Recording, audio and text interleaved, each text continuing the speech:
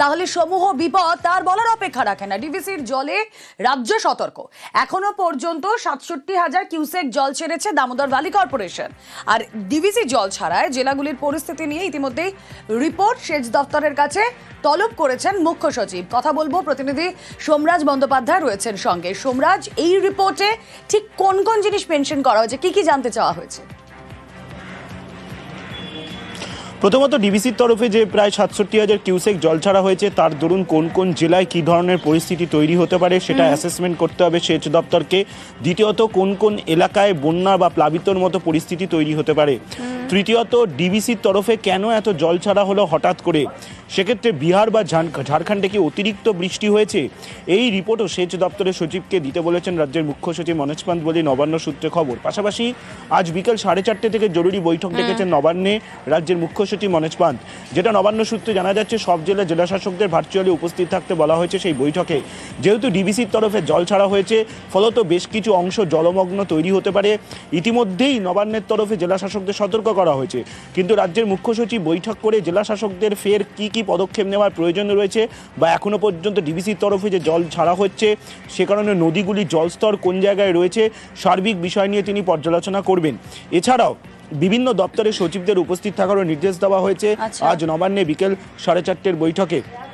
এটাও জানা যাচ্ছে যে আজকে যে বিকেলে বৈঠক হবে সেখানে আগামীকাল তুমি জানো উত্তরবঙ্গের কয়েকটি জেলায় ভারী থেকে অতি ভারী বৃষ্টির পূর্বাভাস রয়েছে। উত্তরবঙ্গের জেলাগুলিতেও সেক্ষেত্রে জলমগ্নের মতো পরিস্থিতি তৈরি হতে পারে। উত্তরবঙ্গের জেলাগুলিতে কি কি ব্যবস্থা নেওয়া হবে তা নিয়েও এই বৈঠকে আলোচনা করা হবে। ডিভিসির তরফে যে লাগাতার জল ছাড়া হয়েছে এবং জল ছাড়া হচ্ছে এখনো পর্যন্ত তা নিয়েই মূলত জরুরি বৈঠক রাজ্যের মুখ্য সচিব ডেকেছেন। আজ বিকেল ৪:৩০ থেকে নবান্ন থেকেই সেই বৈঠক হবে বলেই সূত্র মারফত জানা যাচ্ছে। বেশ। উমা বিদায়ে আকাশে দুর্যোগের বেগ। দক্ষিণ ওড়িশার ওপর গভীর নিম্নচাপ। কলকাতা সহ জেলায় জেলায় ভারী বৃষ্টি। দ্বাদশী পর্যন্ত, আগামী রবিবার পর্যন্ত ভারী বৃষ্টির সতর্কতা রয়েছে উপকূল এবং পশ্চিমের জেলায় বেশি বৃষ্টি। রবিবারও বজ্র বিদ্যুৎ সহ বৃষ্টির পূর্বাভাস রয়েছে। কথা বলবো, প্রতিনিধি রৌনক রয়েছেন সঙ্গে। রৌনক, গতকাল থেকেই দেখেছি আমরা বিজয়া দশমীর দিন থেকে আকাশের মুখ ভার এবং ভারী বৃষ্টি চলছে। এই বৃষ্টি কন্টিনিউড হবে কতদিন অবধি?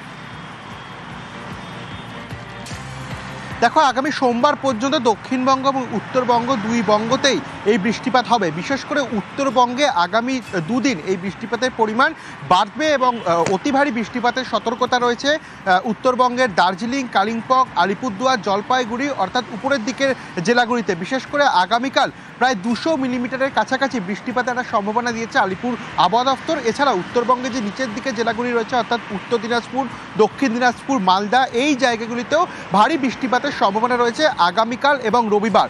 সোমবারেও কিন্তু বিক্ষিপ্তভাবে বৃষ্টিপাত হতে পারে। মঙ্গলবার থেকে ক্রমশ এই বৃষ্টিপাতের পরিমাণ কমবে। অন্যদিকে দক্ষিণবঙ্গের ক্ষেত্রে আজ বীরভূমে কমলা সতর্কতা জারি করা হয়েছে। বীরভূমে ভারী বৃষ্টিপাতের সতর্কতা রয়েছে।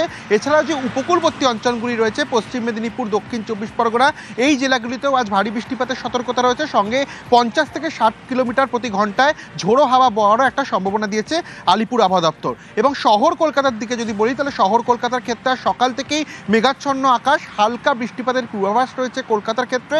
এবং কলকাতার ক্ষেত্রে আগামীকাল থেকে এই বৃষ্টিপাতের পরিমাণ কিছুটা কমতে থাকবে। কেন এই বৃষ্টিপাত? উড়িষ্যা উপকূলবর্তী অঞ্চল ফুলবড়িতে একটি গভীর নিম্নচাপ ইতিমধ্যে অবস্থান করছে, যা আগামীকাল থেকে ক্রমশ সুস্পষ্ট নিম্নচাপে পরিণত হবে। এই নিম্নচাপের প্রভাবেই উত্তরবঙ্গ এবং দক্ষিণবঙ্গ দুই বঙ্গ জুড়ে এই ভারী থেকে অতি ভারী বৃষ্টিপাতের সতর্কতা ইতিমধ্যে আলিপুর আবহাওয়া দপ্তরের তরফ থেকে দেওয়া হয়েছে। রুমেলা, ওকে।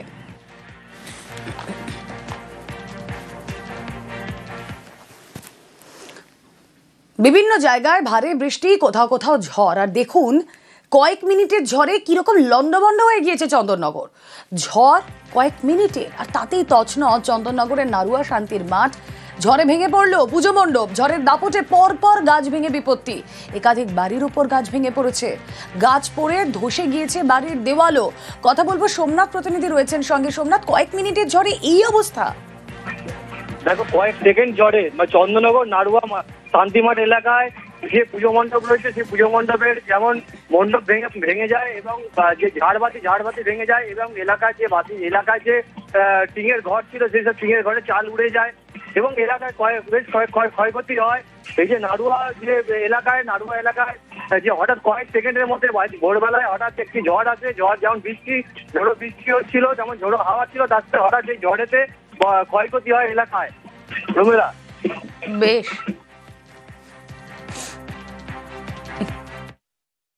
4:20 যখন ঝড়টা হয়েছে, সেই ঝড়টা 2-3 সেকেন্ডের মধ্যে জলে ফেলার পর তারপর ঝড়েতে এই ক্ষতি হয়েছে।